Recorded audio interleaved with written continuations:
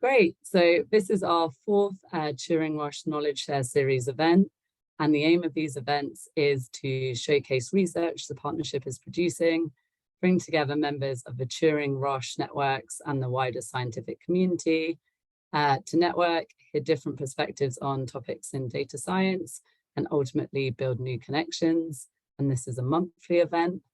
I'm just going to give a very quick overview of the partnership before we hear from our speakers. So the clue is in the name of the partnership between the Alan Turing Institute and Roche. I'm sure hopefully most of you have heard of one of these organizations, but just some general information here if not. So the Alan Turing Institute is the UK's National Institute for Data Science and AI, made up of a network of 13 universities, and our research spans a huge range of disciplines. Roche is our first pharmaceutical partner, and this sits under our Health and Medical Sciences program. Roche is established in 1896. They have a long-term interest in personalised healthcare, a growing advanced analytics network, and the Turing Institute is one of their academic partnerships, which they have a number of. We initially collaborated as two organizations through a data study group, which is a Turing-style hackathon. Then we collaborated on a 12-week research project before formally launching our 5-year partnership in June 2021. And this is our partnership North Star, which is our kind of guiding light for the 5 years. So enabling the generation of insights to better understand patient and disease heterogeneity. So collaborating to explore this term, why patients respond differently to treatment and why diseases manifest in different ways in different people through advanced analytics.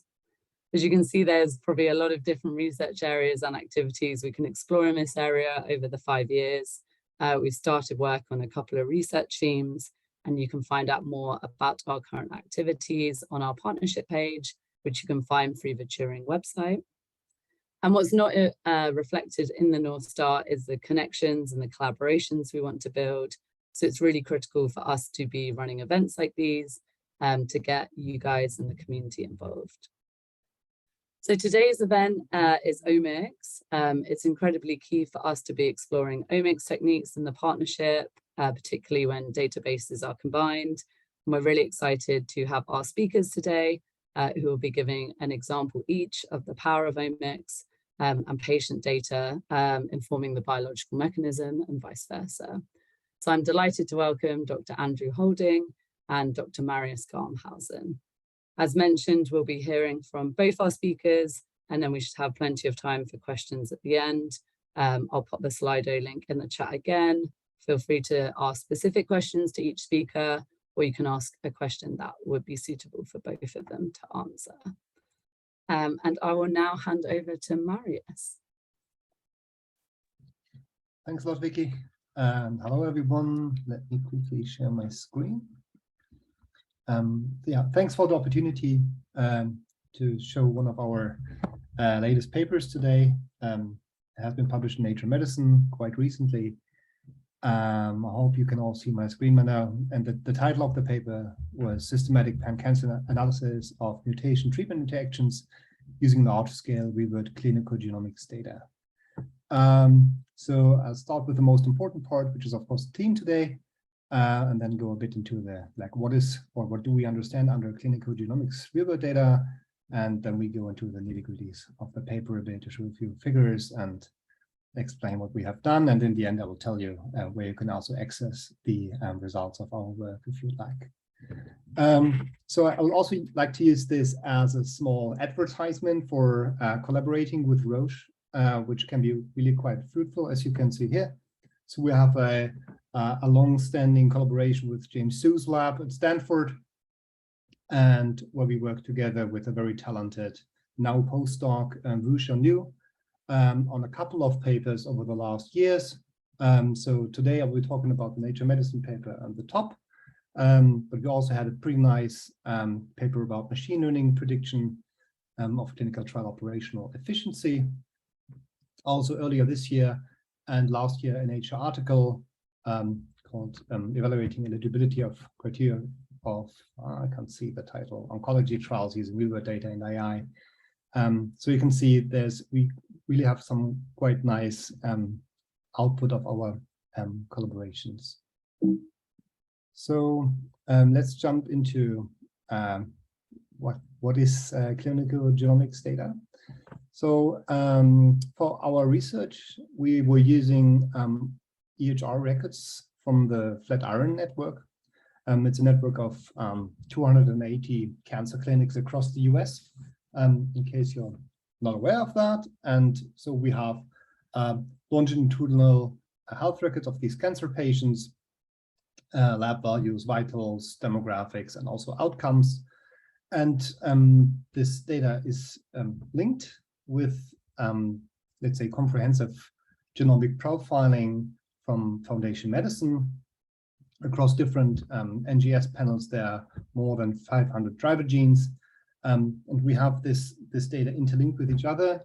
And this creates a data source for us. With, at least in this work, we analyzed more than 40,000 cancer patients with these mutation profiles and outcomes. And just for reference, because it's another quite interesting data source that we have also taken part in sponsoring, which is the AACR Genie BPC data. We use this to validate a few of our findings, but just to mention it, that this is another data source that will over time become available to the research community to use. Okay, so this is the first figure, and we analyzed the prognostic value of single mutated genes across 8 different cancer types here. So just for reference, this is non-small cell lung cancer, colorectal cancer, breast cancer, ovarian cancer, pancreatic cancer, melanoma, bladder cancer, and renal cell carcinoma. You can see the different patient numbers, the proportions of patients that had respective mutations there, and there should be 42 genes that we found to be significantly mutated across these 8 cancer types. In every case, we have performed first left truncation in the Cox models that we have built, because there's an immortal time bias in the beginning when these data sets are interlinked. So there can be patients that live, differently, only patients that live long enough to have the results of the genomic testing included are also in this combined database. So we have to take care of that. And also we used inverse probability score weighting to basically make the patient cohorts more comparable. Yeah, so I talked about the first plot here already, and the middle part shows you the different proportions of point mutations, rearrangements, amplifications, deletions, and truncations, and of course of patients that have more than one of these classes in them. And at the bottom, you can see quite interestingly for which of these different cancer types, which genes had a prognostic value, and the direction in which this prognostic hazard ratio points is colored in red or blue. So red means there's a worsening, and blue, of course, which also happens. Sometimes you can have a better outcome if you have a specific genomic alteration. Okay, so let's have a quick look into the mutation treatment interactions. This is quite busy, so please bear with me. So in total, we have identified 558 mutation treatment interactions, of which we could only find less than 60 to be previously known. You can read it like that. So we have the different data marts here for non-small cell lung cancer and colorectal cancer in these gray boxes. In these, we have multiple bubbles that belong together, for example, for immunotherapy, chemotherapy, or for targeted therapy. And then the sub-bubbles contain either all patients treated in that class or with a specific regimen. And again, the color of them, so if a gene is here, it was significant. The color tells you, again, the hazard ratio, if it was detrimental or positive or beneficial. And the size of the genome gives you the proportion of patients that had a certain alteration, right? So for example, non-small cell lung cancer patient that received pembrolizumab and had a KRAS mutation, they had a better outcome. Okay, the green bubbles just show you specific genes that we could also validate using the ARC Genie data set. It's not that big in size in comparison to the CGDB that we were using here, but I think it's also quite interesting to see that, you know, it's not purely in this one data set and can be validated as well. Okay, so let's have a look at the very specific example, which is APC mutations and in bladder cancer. And so on the bottom, you can see the formula that we basically used. So we had a couple of confounders in each model. We include the genotype and the treatment, and then we also had an interactive term. And so if this beta value here uses hazard ratio, you know, you can tell if that has an effect in a positive or negative way specifically. And then you can look at two types of plots to validate that you have this kind of beneficial or detrimental signal. And in this case, on the left, we had all patients that received immunotherapy. And you can see that patients with an APC mutation had a better overall survival than patients that did not. And on the right side, in comparison, you see that for all patients that have an APC mutation, then they can receive immunotherapy or any other kind of treatment. And in that case, again, you see there's a beneficial effect in terms of overall survival for this patient group. Okay. And then, so the last very important part of the paper that we looked into are gene-gene interactions. So when we looked at all genes that we had in the FMI gene panel, and we looked for every case where there are targeted treatments available. And in each of these cases, we picked these genes as targeted gene. And when this gene was then altered, you know, this is when this gene is here in the middle. So for example, you have NSCLC patients that also have an alteration in the LK gene. Then you will see the hazard ratio of the ALK gene for NSCLC patients. And then around this, you have other genes or co-mutations that affect the hazard ratio of ALK then in one or the other direction, or sorry, not ALK, but of the target gene in one of the other direction. So for example, if you have an ALK mutation and a P50 or TP53 mutation or alteration on top of that, this has you know, a negative hazard ratio and is, you know, quite frequent in this patient group. On the other side, when you have, for example, a BRAF alteration and you have an additional KDM5C alteration, this gives you like a beneficial hazard ratio, but the amount of patients that also have that mutation is much lower. And we have, you know, redone that for a couple of cancer types and target genes, as you can see here. And I think this gives really, or shows really the benefit of having this these kind of data sources at scale, because you can really ask all these interactive dependent questions with enough scientific rigor and statistical robustness. The last part I want to say is where you can actually access the results. Of course, you can also read the paper, and we have a lot more than what we showed in the images and the supplements. For example, in the slide where I mentioned more than 400 significant interactions, we only showed the interaction of the 92 genes that were in this, or sorry, 42 genes that were in the initial significant gene list, but there's much more than in the supplements that you can find.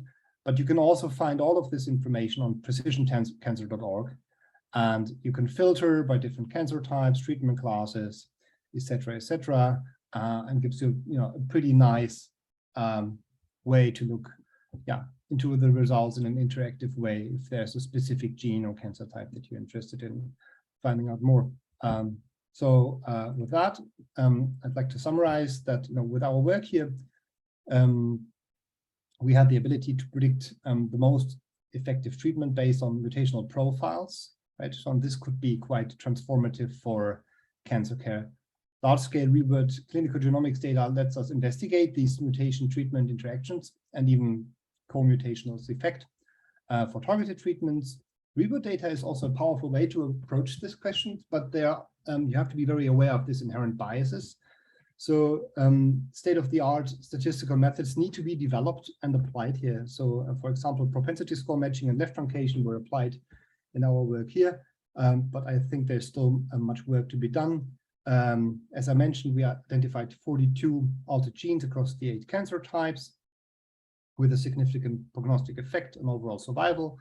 I mentioned that again with the 458 genes just before, and patients receiving targeted treatments might benefit from further comprehensive genomic profiling in future, right? So we have now, let's say, 300 to 500 genes that were applied here, but like the more information we have, the more statistical power, right? We could answer these questions in much more detail.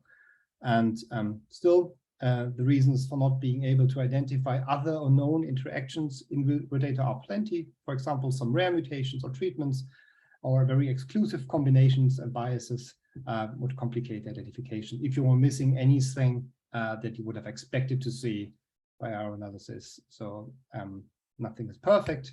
And with that, thank you so much for your attention. And I'm happy to take questions then later. Thank you so much, Marius. That was great and perfectly to time. So I'm very happy. So I will now pass over to Andrew. Just a reminder that you can ask questions via the Slido in the chat, and we'll be doing that after Andrew's finished giving his talk. So go ahead. Thank you.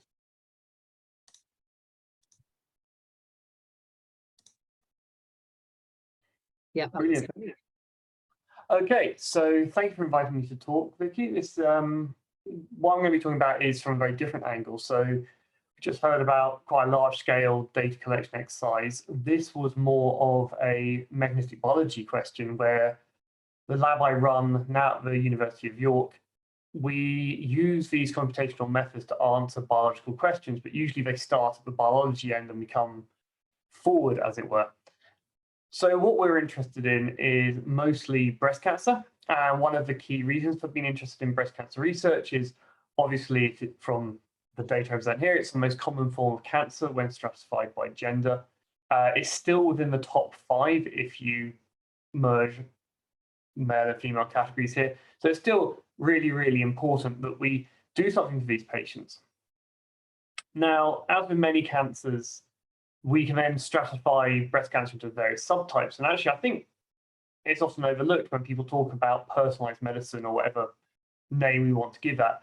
The incredible thing about breast cancer is it really is an example where stratified medicine is actually working very, very well in the clinic. So if a patient turns up, I'll just switch that to a laser, with this HER2 positive, so HER2 negative hormone receptor positive disease, they will get a different treatment than this person over here who's getting hormone receptor negative and HER2 negative markers in their cells. So the way this works is, as it says here, the majority of patients will turn up with hormone receptor positive HER2 negative breast cancer. And in this disease, it's actually the estrogen receptor, that's what the hormone receptor positivity means, is driving the growth and proliferation of that tumor. And whilst it says best diagnosis here, prognosis there, this is just a US government slide. I'll explain why it's not as simple as that in a moment. Obviously, the best prognosis is not to have cancer. I think that often gets forgotten, but there's other complications too. You will get a therapy if you get that diagnosis that targets the estrogen receptor. Where if you were to turn up with this HER2 negative hormone receptor negative cancer, there is no known driver in that case. So what we do is we target it with a standard chemotherapy that just targets cell division. And then we have these other combinations with this HER2 receptor where we use a drug called Herceptin. And what we find is these different treatments are in fact incredibly powerful in the way we can treat our patients. Now, this is where I get a little bit argumentative over the different types of prognosis and why we probably shouldn't ever use the word best prognosis. Most people, when they discuss prognosis of cancer, are talking at this 5-year mark around here. And if you look at this ER-positive disease, which is this top line, the people go, well, that's great prognosis. You're most likely to have survived at 5 years, which is true. But whilst the triple negative here, which is this basal line here, drops off faster, you'll notice it actually plateaus. So 10 years, if you survived, you're probably going to survive to 20 years. And this is going to be quite important. So we lose a good chunk of patients who we need solutions for. But for the ER-positive patients, what they have instead is, yes, they might have initially a better prognosis, but longer term, they are constantly in worry of relapse. And when this disease relapses, it's usually resistant to the therapies that block that estrogen receptor. It's usually metastatic, and basically at that point, it's an incurable disease. So these patients are sitting through their lives worrying, trying to make sure they don't get relapse of incurable metastatic breast cancer, where these patients have to fight the primary disease, but once that's treated, they can hold some relaxing that at 10 years, relapse is less likely. That's the simple version of it. And I've kind of ignored the HER2 here because it just adds complexity. The other challenge here, and this is why we need to constantly have these studies, is this is 22-year follow-up data published in 2012. That means these patients were treated back in 1990. And I think that's one thing that people often don't understand when they're not working in these fields, is that if you want good 20-year follow-up and want to see these differences happening at the 15-year mark, you need to be that many years out of date. And that's a real challenge for us in the field, because you end up relying on 5-year data and you get a very different picture. So what is the estrogen receptor? So the estrogen receptor is unusual to what people expect from a receptor, in the fact that the estrogen receptor alpha, the one that drives breast cancer, is actually found in the nucleus all the time. And what these receptors do is they sit there bound by heat shock proteins. So there's a family of them, the steroid hormone receptors, which also includes response to testosterone, to progesterone, to cortisol. The ER is obviously specific to estrogen. And when it binds estrogen, which can literally release from the blood and go into the cell through the membranes because it's a fat-soluble molecule, it then causes the ER to dimerize, shed these heat shock proteins, and then bind at the promoters of genes it turns on. So it acts as a transcription factor directly. And it does this with a team of other proteins that bind with it. So what I've drawn here on this little cartoon is you have FOXA1 and GATA3. These are called pioneer factors. They're there first, and they sort of hold the chromatin open, ready for ER to be able to get there. And then we have other things that turn up, which are co-repressors, co-activators. I put the mediator complex there. That then helps recruit the RNA polymerase, which turns on the genes. And the last thing, which is kind of interesting about this, is the ER binds both at the promoters, so very near the genes, but also in a lot of areas quite away from the gene called enhancers, and they loop around to form these chromatin loops. And so we get these quite complex genomic structures. When the ER is activated, we find about 20,000 binding events in a standard experiment. So it's turning on, it's binding to more places than there are genes in the genome. So it's doing a huge amount of regulation. And it's vital we understand this because it's the primary driver.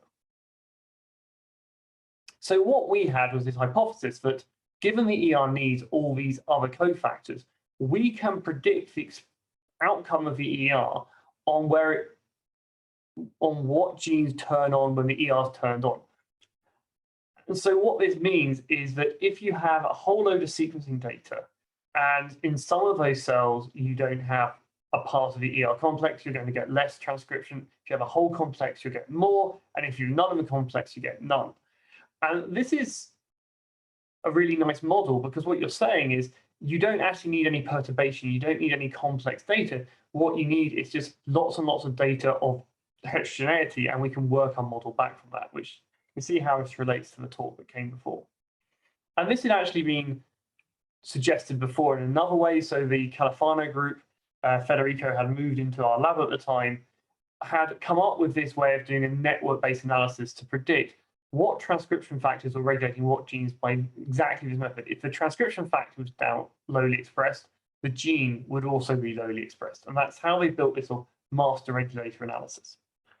We wanted to apply it slightly differently, and I'll show how we layered that onto the kind of data we were doing in the lab. But the first step in this process was to build these networks, and we're really fortunate in the breast cancer field. We have two really good data sets. We have Metabric and TCGA. They're two different patient cohorts, and we have this expression data for this is actually microarray, and this is RNA-seq, but where we can look at what proteins are expressed. And what we do is we plot protein A against protein B, and protein A will usually be a transcription factor because we can pre-filter the data based on the annotation that we know is the DNA binding protein. And we see if it correlates with the second protein. And if it does, we can say, well, that's a directional link in our network. And this protein, because when it's highly expressed, it's turning on this gene, there's a link there. And when it isn't expressed, this protein isn't expressed. So therefore, that transcription factor isn't operating. And what you can see here actually is this was, I think this is actually estrogen receptor. And you can see we can also use that heterogeneity. So these are the different forms of the disease. So this is that basal triple negative, and these are the ER positive forms. And we see that correlation. Now, there's some challenges with this, and for various reasons, I won't go over the whole detail, but Arachne, which was made by the Califano group for transcriptional data, uses mutual information. And just a quick introduction for people who may not be aware of this, but if you have like a random plot like this, you'll have very, very low correlation. If you have something like this, you have very high correlation. It's a correlation of 1 coefficient. And we have a mutual information that's more like 5. And here it's about 3. What's nice with mutual information, if you have something like x squared, your correlation is very low, but your mutual information is actually nearly the same as your mutual information for linear. In fact, it's actually slightly higher in this example because there's added noise there. So we're able to capture more complicated regulatory processes, which, given cells being what they are, is often nonlinear. And the other thing that Arachne AP does, it uses partial correlations to try and remove these transition edges. So if A regulates B, regulates C, it will try and move the A to C link. This is all described in the original paper, actually, so I'm not going to go into it too much more than that. But that's the underlying concept. And I think what's really neat about this, it shows you don't need to have a really, really complex algorithm to achieve something. You need a really, really strong idea and biological backing to do it. So what we then end up with is kind of a regulon. So this is kind of a cartoon of a network that Arachne could generate. And here's the estrogen receptor. And what you can see is it will have a load of target proteins it binds to. And simply what we take from Arachne is we take this as the set of the estrogen receptor target genes. Now, they can be overlapped by other target genes. That's fine. But what's key about this is we now have a regulon. Genes regulated by the ER is the ER's regulon. Right. So where does my work fit in with this? Well, we have this data we generated called ChIP-seq. And the way ChIP-seq works is you take your cells and you treat them with your vehicle or your estradiol, which is just the fancy name for estrogen because there's more than one type of estrogen. And then we take we cross-link them, we extract the nuclei, and then we shear the DNA. And then what we use is an antibody which binds the estrogen receptor, which is now cross-linked to the DNA, to pull down these bits of DNA.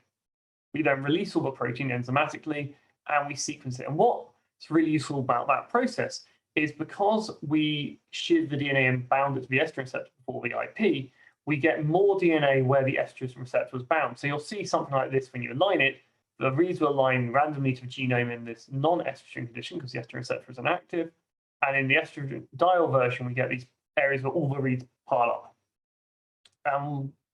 We call these peaks, not a particularly original name, but we then use a series of processes to multiple replicates. We're looking for reproducibility, and we can then say where the estrogen basically is bound on the genome. So this is a really neat way because there's primary biological information of where the ER is bound on the genome. We can do this in patient material. In this example, we were actually doing this in cell lines, so cells established from patients many, many years ago that continue to be driven by estrogen receptor in the lab.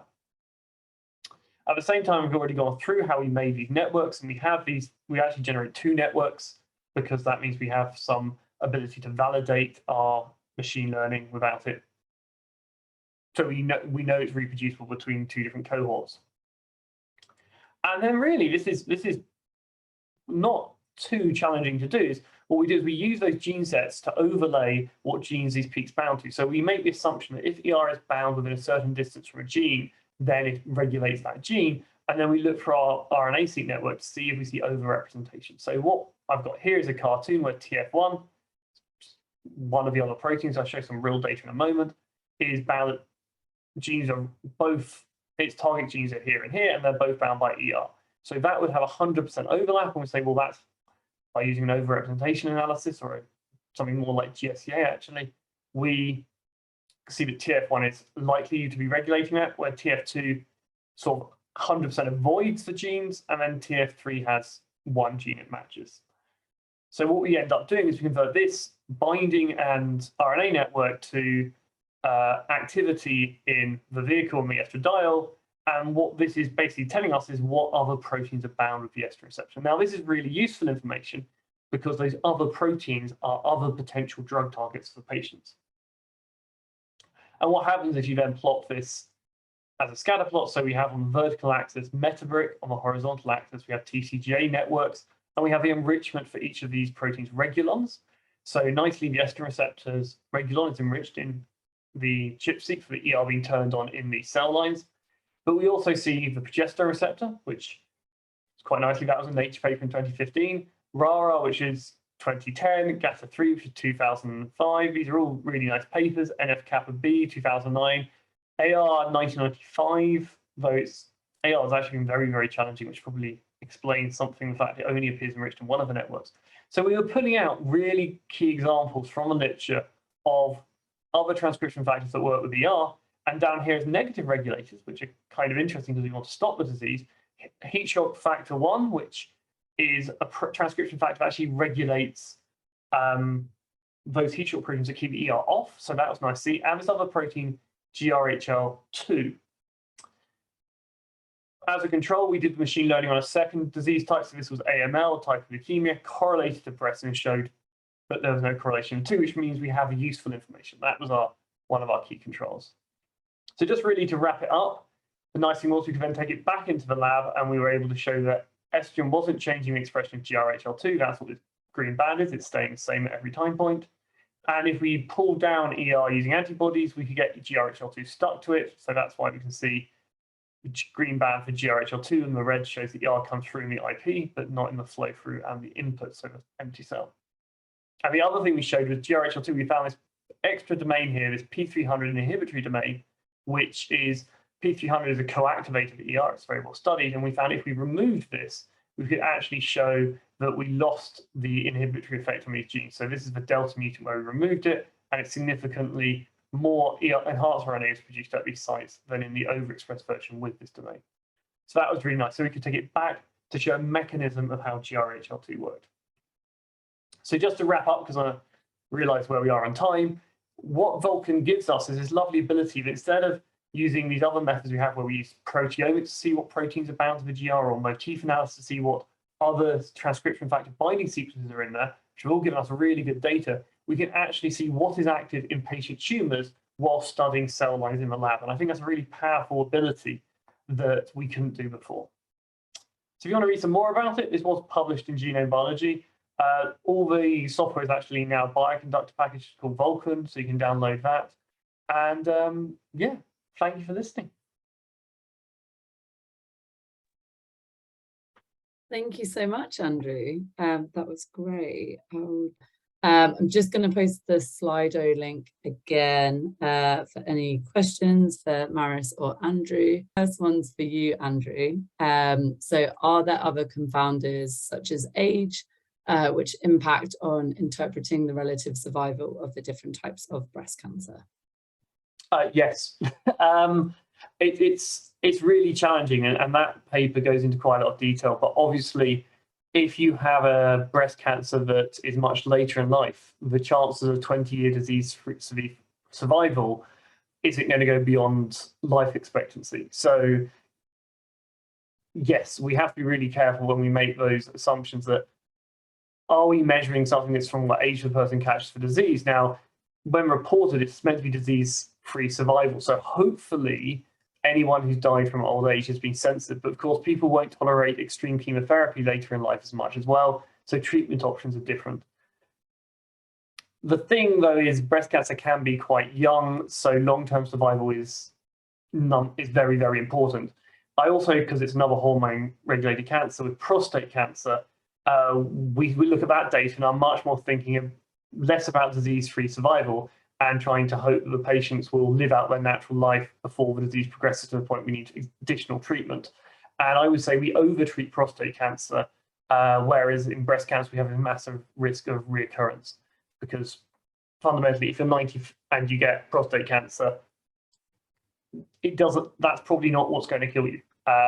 So therefore going through incredibly invasive surgery has actually got massive risk, which isn't related to the cancer.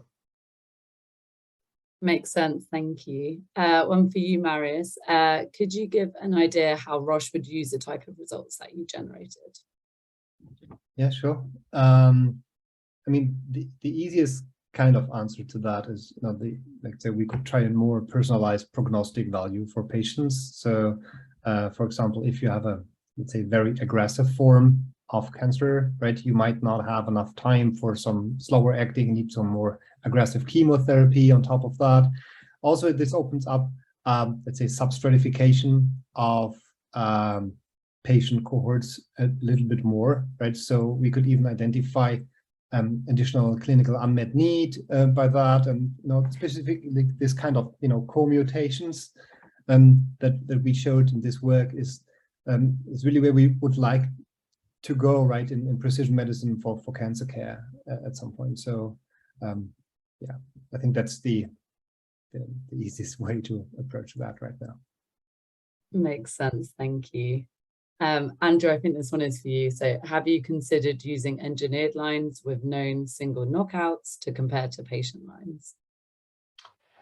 So one of the things we're currently doing in the lab at the moment, which I don't have any data to show yet, but we're getting there, is using these techniques like perturb-seq. So these are where you couple a Cas9, a guide RNA, and a barcode, and then you do it at the single cell level. So you can do a library of different knockouts all at the same time.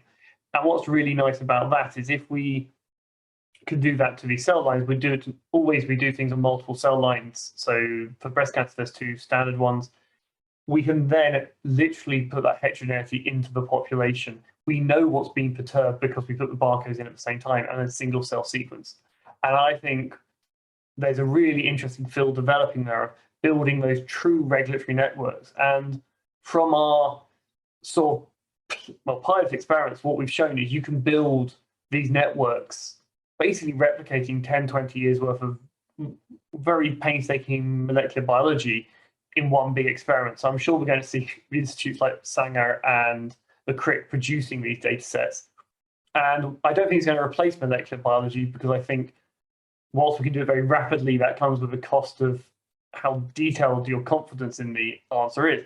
But it certainly something opens up a whole game plan for modeling and having synthetic biology as in a computer model of the systems biology model of your disease. And I think that's absolutely fascinating what we can do there and what predictions we can then make with those models to then go and do the molecular biology rather than it being the other way around. So save the money, do it on the computer first, and then actually do the follow-up. Yeah, that's really interesting. Also, Marius, I don't know if you wanted to add anything on that point from kind of Roche's perspective, or fine if not, we've got more questions. Yeah, we can move forward. Cool. So Marius, how would you describe the data quality of the data set and outcomes used, given that it is real world data? Yeah, I mean, real world data is always a challenge, right? So, and it's also, the way of clinical trials where we can basically control everything. And also we have the randomized benefit, right? So we are,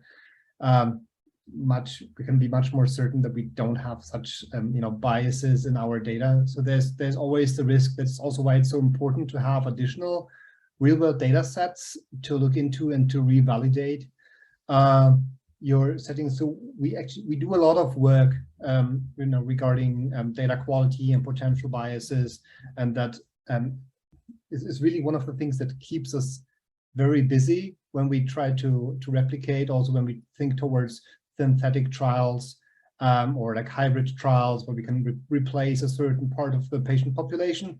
But the benefits that you can potentially, extract from that is also fantastic, right? You can, you can save patients from potentially getting a treatment that is, let's say, no longer, let's say, beneficial on their way because you have done that already. Or you can investigate patient groups that you maybe even systematically underrepresent in clinical trials, such as elderly, and also like to pick an example from that's maybe not so important for, let's say, or reflect our data right now, but I know from older work from Denmark and like, Scandinavian countries that they say they can run trials on children and pregnant women because in the real world patients get all sorts of drugs, right? And of course you can never run a trial for that, but you can use the same data to improve care then for everyone. And that's I think where this is really fantastic. And so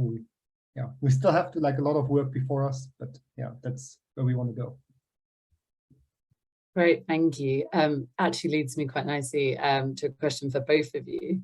So if you could wave a magic wand and get some additional data, what would be the most valuable data that you could get? Andrew, I don't know if you want to go first. I mean, for us, where we're looking to at the moment would be these perturbation experiments. But if we could do sort of genome-wide across multiple cell lines to really see what the networks in these cancers were, and I'm sure those data sets will come. They're probably not going to be genome-wide yet, but just really being able to rebuild the underlying regulatory networks in these cells, I think would be fantastic. And of course, the next step from cell lines is doing that in patient-derived xenografts. So in actual human tumors, not these weird things we've been growing on plastic for 30 years. But, if someone generated that data and they put it up on the line tomorrow, people can make an entire career mining it, I'm sure. And I think that's such an opportunity that we're getting to the point that is actually credible. That's not me magic wanding. That's just about funding and confidence in the technology. For me, I think it's personally, I like the idea of having more longitudinal data a lot. There's also, I don't know if everyone is aware about our future health and the perspective that opens up also with that data set to learn more about how early is can you predict things like dementia or Alzheimer's and things to move forward in time before diseases actually happen. Also microbiota or microbiome is one of the things that I'm super excited about to see. So I would really like to have more time resolved data and on even more modalities for patients besides just scale. Scale is always good, but yeah, that's my answer for that. Great, thank you. Another specific one for Andrew. So in VULCAN, do you get any measures of uncertainty for your statistics in advance of validating them in the lab? So the main stats we have is we have the fact we repeat in two different networks. So we have the Metabrick and the TCGen. If you had other cohorts, which there are some out there, you could build more networks. So you have that qualitative, is it consistent and reproducible? And I think for me, I always found that actually the most important one is how reproducible is this result between different tumors? Because what I want to know is not, I can get a really, really high p-value in one cohort. I want to know if I go and repeat this on another day of the week, I still get a really, really high p-value. That said, actually low p-value, but that said, that step where we do overrepresentation analysis, that step will generate the statistical confidence that thing is interacting with ER more than chance. That's what that p-value represents. So I would say you can get the stats, but for me, it's actually one where I find the qualitative, can I reproduce this, more convincing than I find, oh, my p-value is 10 to the minus 23, because the p-values on these kind of big data sets are very, very easy to get to levels where you could argue perhaps that they're not really reflective of the actual stats. And there's some really good statisticians out there who are doing some really good work on sort of these very, very small p-values you get when you overload the data. Because I think by the time you get to 20,000 data points, you do get these silly p-values, even when the thing's noise. So I'd rather reproducibility. Yeah, that completely makes sense. The next question is, the more commercial bodies conduct research using real-world data, the more compelling arguments become for profit, benefit sharing. Probably more of a comment than a question, but Marius, I mean, you mentioned the work is available through the website. You did this with an academic partner. I don't know if you kind of want to talk a little bit around that question. I mean, so this is a big, more like hypothesis generation work that we have here, right? So we haven't worked that much on giving the details, but we also, we tried to work, with academic partners to also to unravel the value of that, right? It's quite tedious to acquire these kind of data sets and to build that. And as I said, also for the AACR Gini data, right, where we and other pharma companies invest in creating linked data, and they will all become public. So there's, I think we try to contribute also to the scientific community back, and work on basically, on better disease understanding, etc. together. Obviously, you can't just, create a data set and just share it with everyone, just to justify the investments that you make. But I think there's really a lot of efforts to sharing it back. Yeah, definitely. I think that completely makes sense. And I mean, that's kind of what's at the heart of the Turing-Roche Partnership as well, that kind of interface between academia and industry. Andrew, I don't know if you've worked with kind of any pharmaceutical companies or that work, or if you kind of want to comment on that point. I haven't had any significant dealings with pharmaceutical companies. I think it's I've got to be realistic. I can be quite an idealist because of that, saying that yes, you get everything back and we should own it. But I understand when you hear these comments, they need a return on the investment too. If you want research done completely owned by the people and the charity, then it's got to be done through government and charity funding and be open, and that's how it is. And I'm a big proponent of open research. Companies at the end of the day do have to generate a profit, and that is what they exist to do. That, and I don't think that's necessarily a criticism.